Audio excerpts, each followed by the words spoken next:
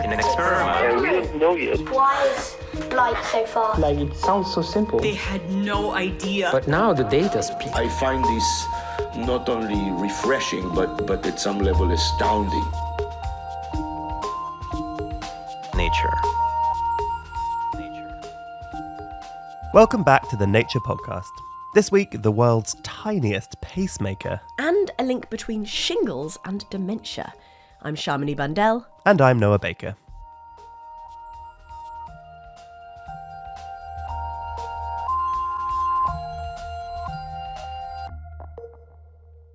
First up on the show, a pacemaker that's smaller than a grain of rice. After someone's had cardiac surgery, one potential risk during recovery is a slow or abnormal heartbeat. To prevent this, surgeons will implant a temporary pacemaker, which ensures that the heart beats normally. But while pacemakers like this are life-saving devices, they can be cumbersome. And there's also the issue of having to surgically remove them after a few weeks when the patient is better, which could end up damaging the heart. But now a team of researchers writing in Nature have designed a new kind of pacemaker, which is incredibly small, self-powered, and doesn't require invasive removal. Reporter Anand Jagatia spoke to lead author John Rogers about the device, and started by asking how conventional pacemakers actually work. A pacemaker consists of two components. One is an electronic system that can generate electrical pulses. There's typically power supply, a battery. The other part is kind of the business end. That's the electrode structure that directly interfaces to the cardiac muscle to deliver that electrical stimulation. Those electrical pulses initiate contractions of the cardiomyocytes, the cells within the heart that are responsible for the cardiac cycle.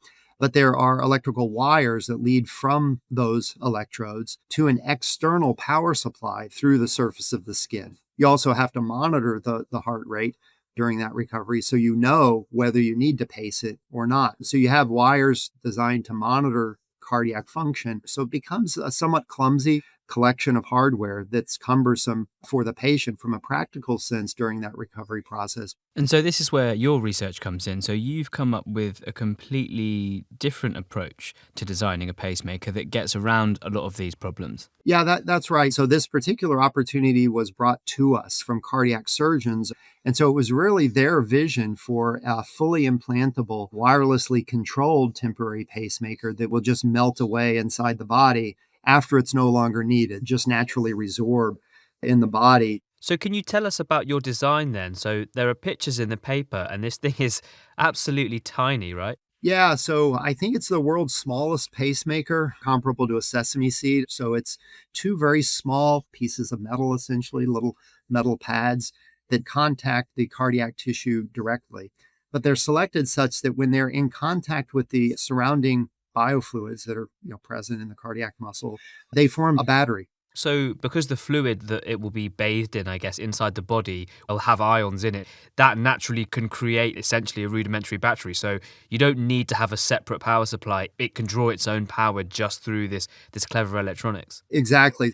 Now, the next question is, how do you control it? So the other half of the device is actually a light-controlled switch that's sensitive to wavelengths that penetrate biological tissue. So it's that deep red wavelength of light. And so we place an LED on the surface of the skin just above the heart.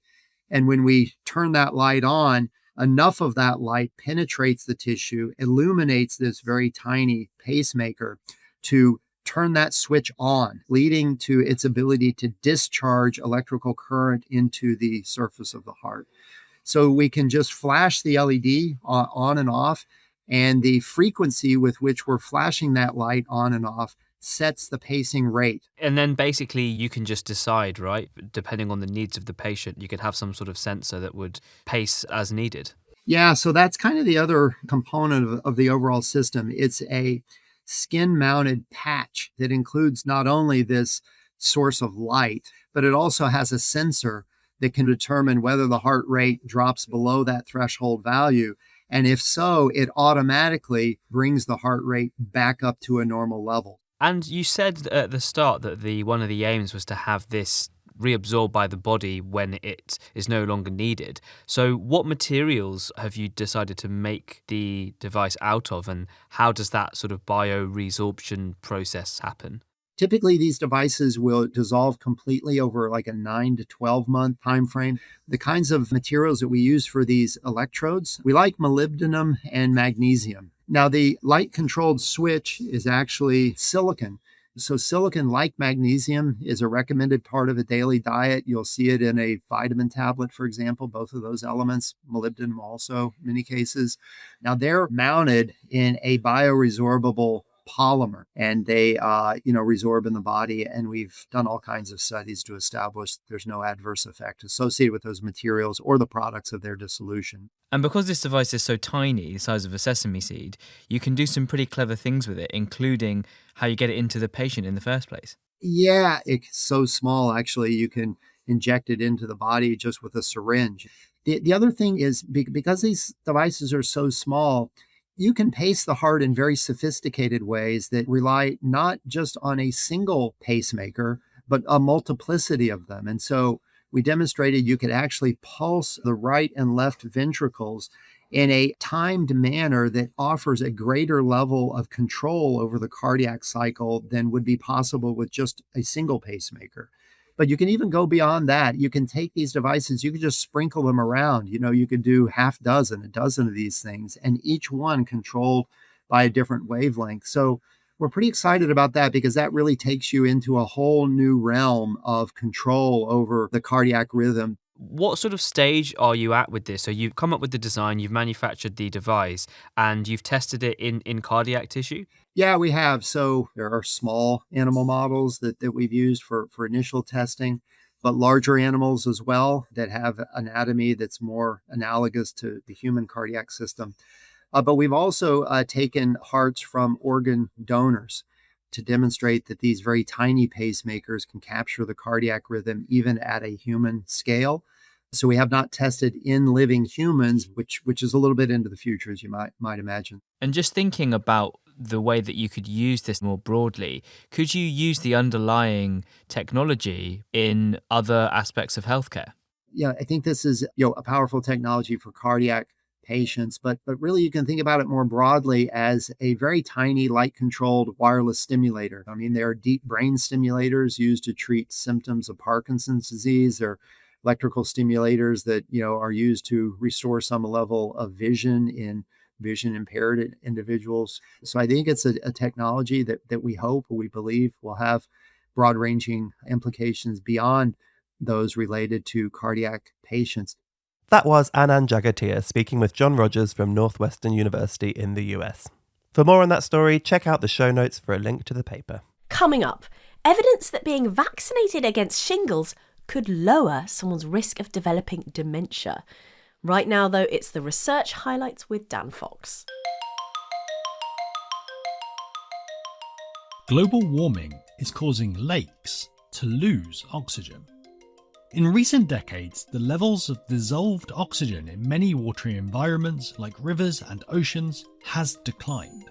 Now, by using a machine learning model along with existing measurements of lake oxygen, a team of researchers have been able to assess the changes in more than 15,000 lakes worldwide. They found that between 2003 and 2023, 83% showed a drop in the amount of dissolved oxygen. The main cause, especially for temperate lakes, was that as water warms, the amount of oxygen that can be dissolved in it drops.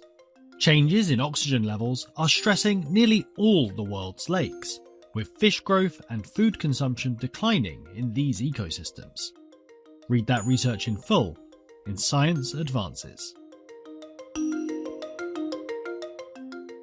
An analysis of eating habits over 30 years has confirmed that for healthy aging, you really should finish your vegetables. Researchers used data from studies that followed more than 105,000 people between 1986 and 2016. They saw that only 9.3% of the participants achieved healthy aging, defined by the lack of 11 major chronic diseases and no impairment in cognitive, physical, or mental function by the age of 70. The authors concluded that a diet of plant-rich foods that includes a moderate amount of healthy animal-based foods is associated with the highest likelihood of healthy aging. They suggest that these data can be used to improve recommendations for living longer and healthier. Tuck into that research in Nature Medicine.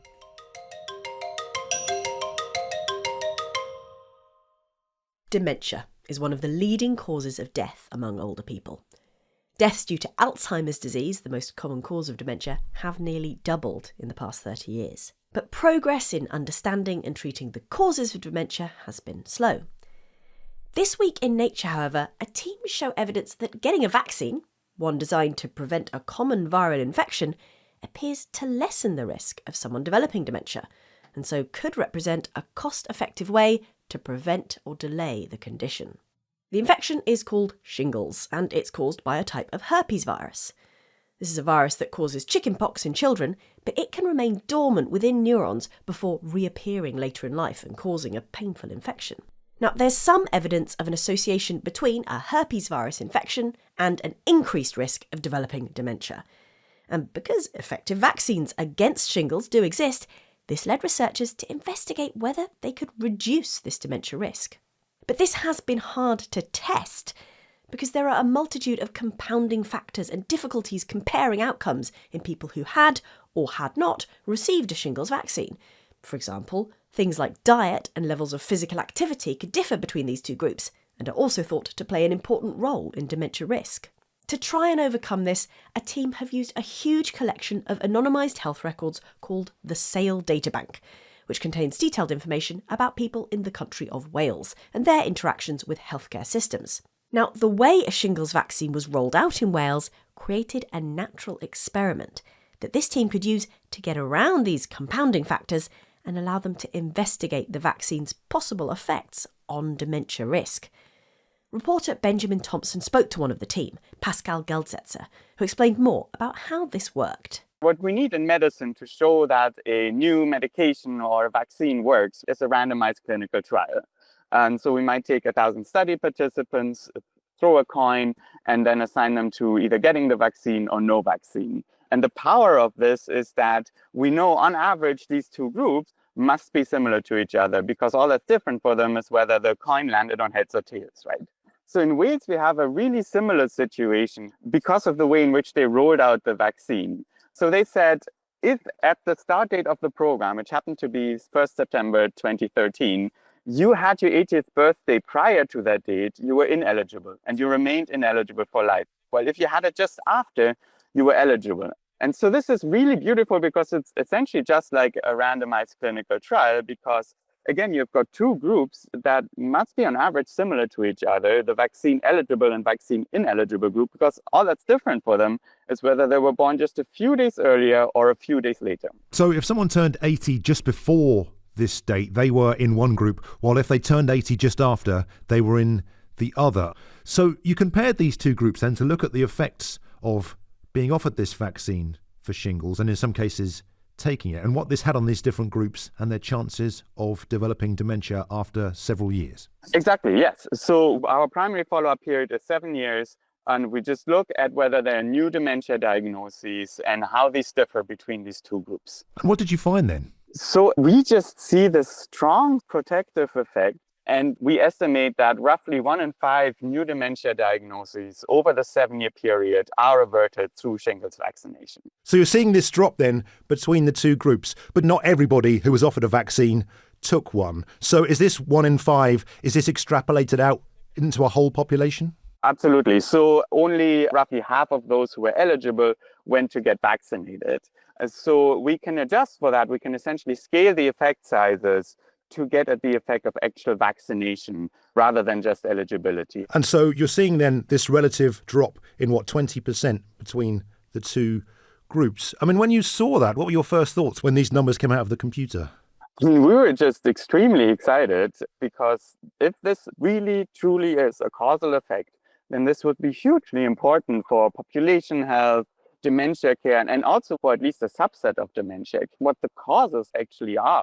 And the effect size here is much larger than for any other interventions that we currently have for delaying or preventing dementia. And getting to the root cause of what's going on is, of course, important. At the minute, you've got this kind of correlative effect between the two, but working out what the actual causation might be is tough. But in your paper, you've had some thoughts and done some statistical analysis as to what might be going on. Yes, of course, we are limited by the fact that we're working with electronic health record data here.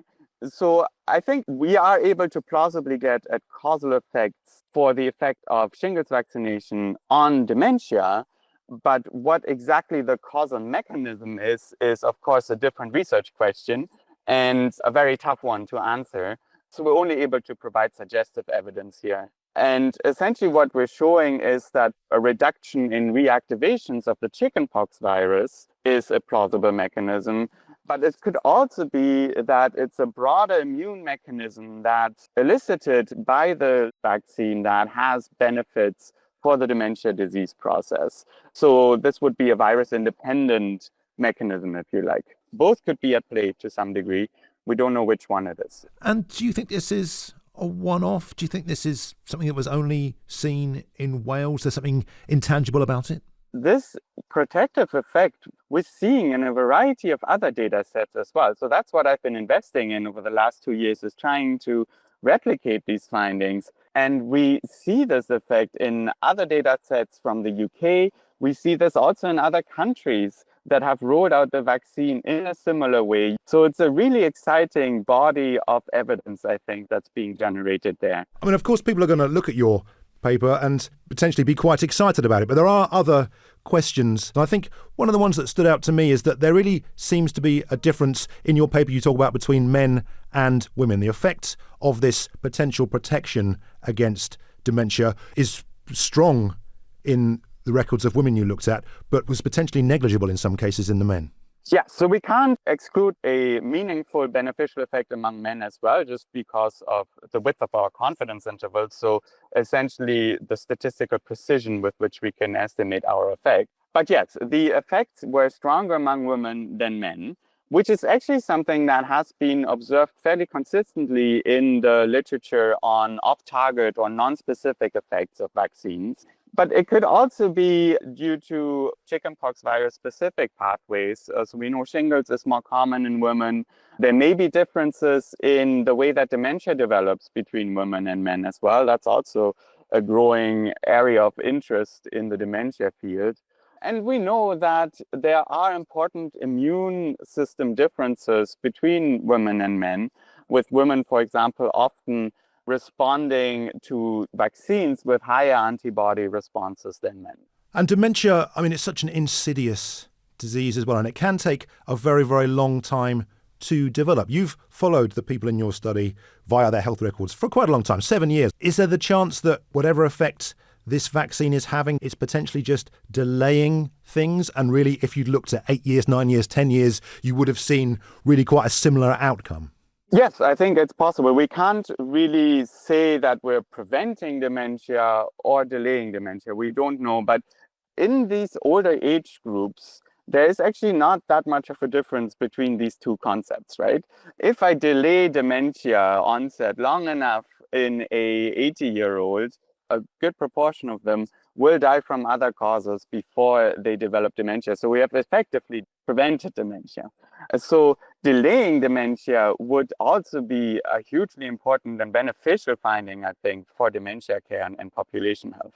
And I've laid out a few there. I'm sure you have some other questions you're interested in as well. What other things are you looking to investigate? Because you've looked at a vaccine. I guess there's multiple types. Yeah, so absolutely. I think it's a very important question as to whether the effects that we're seeing are specific to the life-attenuated shingles vaccine. So the old vaccine that was rolled out back in 2013 in Wales.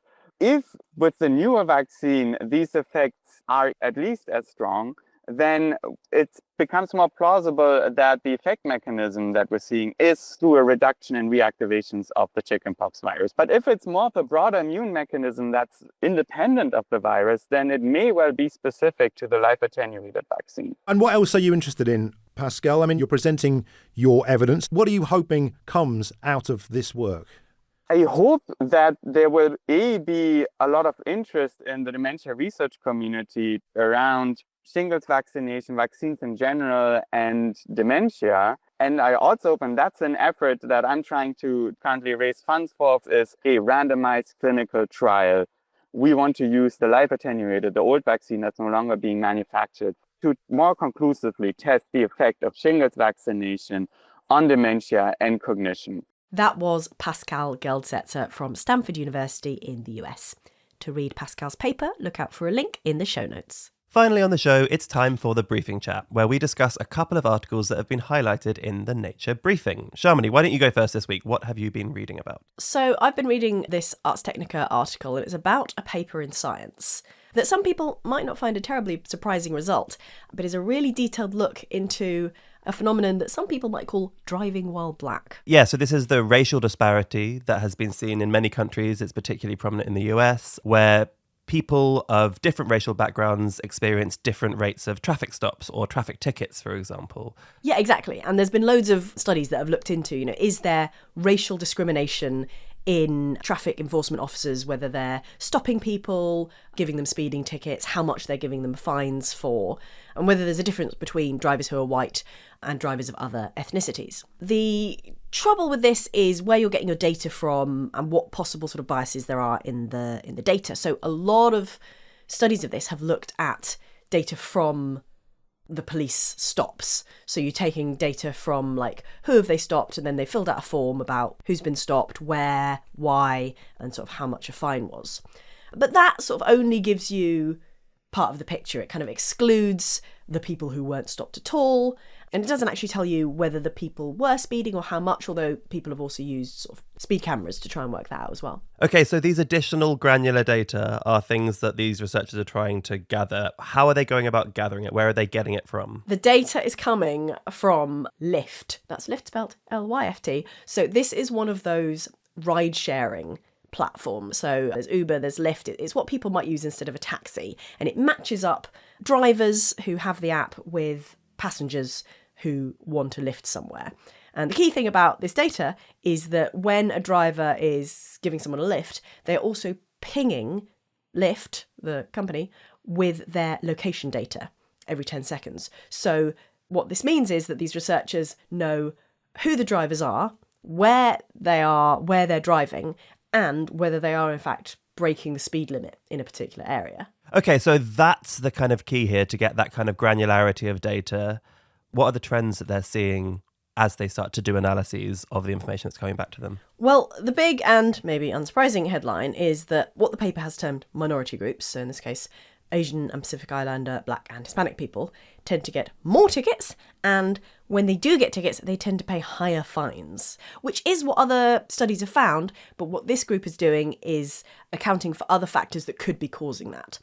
So, for example, you could say from the traffic data, well, maybe these minority people are speeding more. Maybe they're more unsafe drivers in general. There are factors like the fact that they might be driving in a different kind of neighbourhood. That neighbourhood, it might be a more policed neighbourhood. There might be more stops. They might be younger or older. They might be driving different types of cars. Lots of sort of confounding factors which do or could influence whether a police officer is going to stop someone.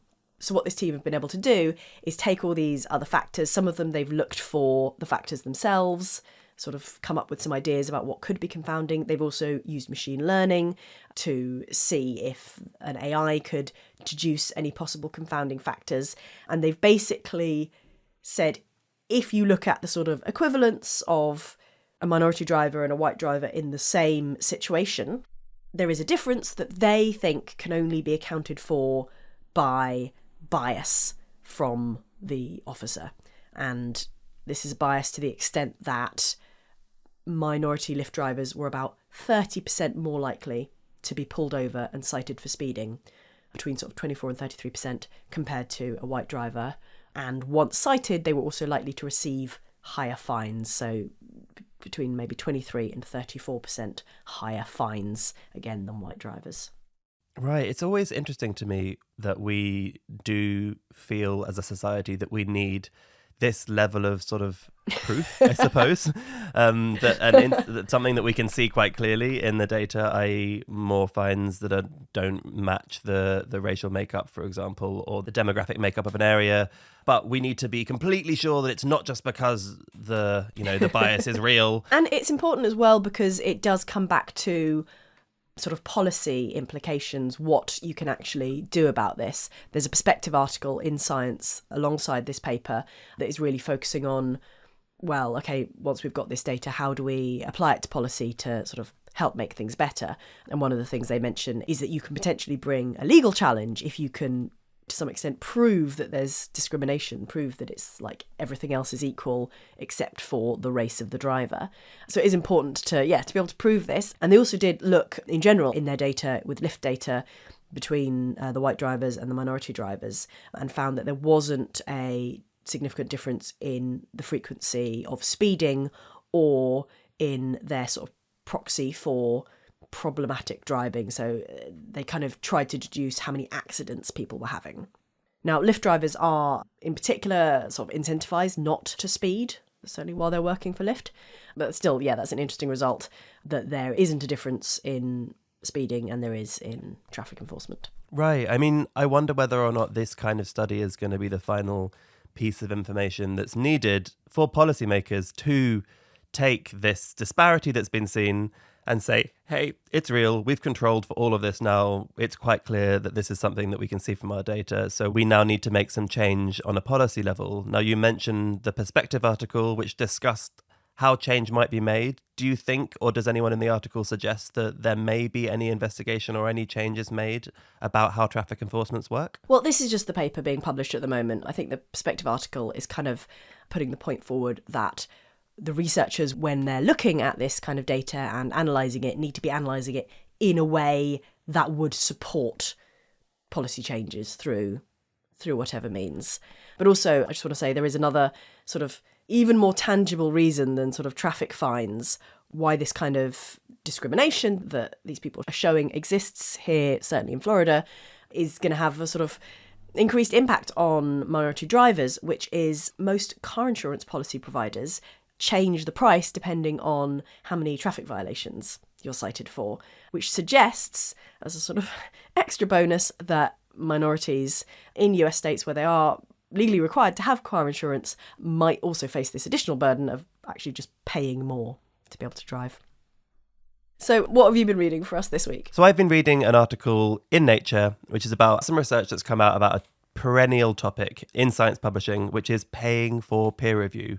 Should we pay for peer review? Should the science journal industry in general be paying for peer reviewers? And that's just never been the standard. And that's not entirely because people didn't want to pay. There are good reasons, right, why people think maybe you shouldn't pay for peer reviews. Yeah, so for a long time, it has sort of been an expectation in the scientific community that when you publish papers, you have your paper reviewed by a panel of your peers, and that process is done pro bono. So that process is done for free for your papers, but then you offer your services as a researcher to review others' work to make sure that there is this sort of symbiotic relationship within science and society. Now, that can, however, rub people up the wrong way, because it can mean that you have for-profit publishers that are making money from publishing research that are relying on free labour being done in the form of reviews by the scientific community. And yet the flip side of that is that there is a concern that if reviewers were paid, then that might incentivise people to follow the money rather than follow the quality. And so it could decrease the quality of the reviews that are being given. Yeah, so if people are sort of purely financially motivated, they could be just sort of like, oh yeah, I'll just scribble out a quick review, get my money, not really thinking about it, maybe trying to pack them all in, maybe just sort of signing things off. Precisely. And so I guess what's happening now in this particular story is that there have been two studies that have investigated what would actually happen if you did pay for peer review, what would happen to the quality of research, and would it have any benefits to the process in general. And so that's what's being covered here. There are two different experiments that have been done by two different journals that have tried this, and they found relatively positive results. It's so interesting, isn't it? Because, there's a lot of things that people do get paid for, and we don't say, well, you're not completely unbiased because you're receiving money from it. So it's good to have some actual or initial data on the difference between it. So how were the studies done, and what did they find? So the first experiment was done in a journal called Critical Care Medicine, and it started in September 2023. And they asked 715 researchers to review papers and offered roughly half of them a $250 incentive to do that. And then they looked at what came back. They looked at the quality of what came back, and they looked at the speed at which it came back. Okay. And what they found was a modest benefit. So they found that 53% of researchers accepted the invitation when they were offered payment, and 48% accepted it when they didn't get offered payment. So a very slight increase in the number of people that accepted the invitation. And they also found that on average, people that were paid delivered their review a day earlier than people that were unpaid. So they were slightly quicker to do so. And then overall, they found that there was no change in the quality of the reviews that came back as far as the journal editors were concerned. And so they saw this modest increase, which is one thing. However, the other example that's discussed in this story is from Biology Open, which is another publisher, and they found a much larger effect, but with much fewer reviewers. So again, look at that as you will when it comes to your p-values. What they did is that they offered a £600 retainer for people to review up to 3 papers per quarter, or they offered £220, this is Great British pounds here, per review for papers.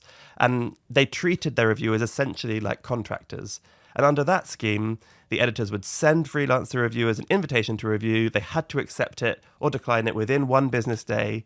And then once accepted, they had 4 days to submit their peer review. So it was really trying to increase the speed with which they do this. Right. And they found much more dramatic impact. So their paid reviewers came into the journal much more quickly than unpaid ones. So the average turnaround time for paid reviewers was 4.6 business days, but it was 38 days compared to reports that didn't get payment. So it was a really drastic increase in the speed with which these reviews were turned around. And again, editors found no difference between the quality of the paid and unpaid reports here. It's a nice result to say, because you could also assume that, like, oh, well, if someone's being paid for a peer review, maybe they'll do a better job. It could go either way.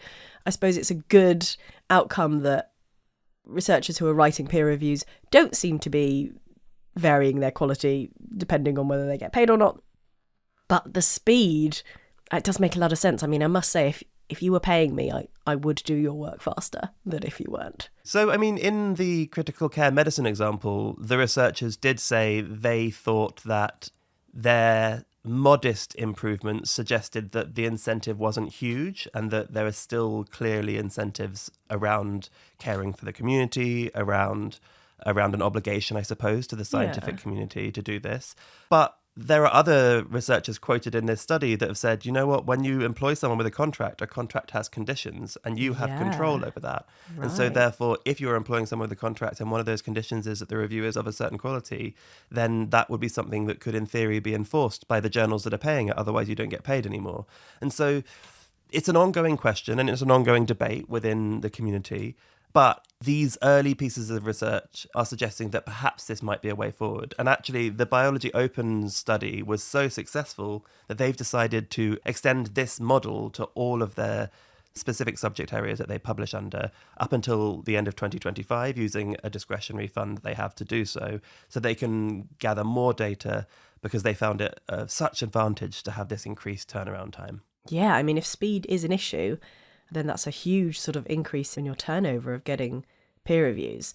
But of course, this is being done in the context where it's not the norm. So some of the concerns people have could still arise if we're switching to a world in which being paid is the norm, and that sort of might give different kinds of incentives. Absolutely. I mean, one of the advantages that was put forward by the managing editor of Biology Open was that one of the reasons it's been so helpful is that in some cases it's been very hard to secure reviewers at all. And so this has allowed editors to secure their reviewers.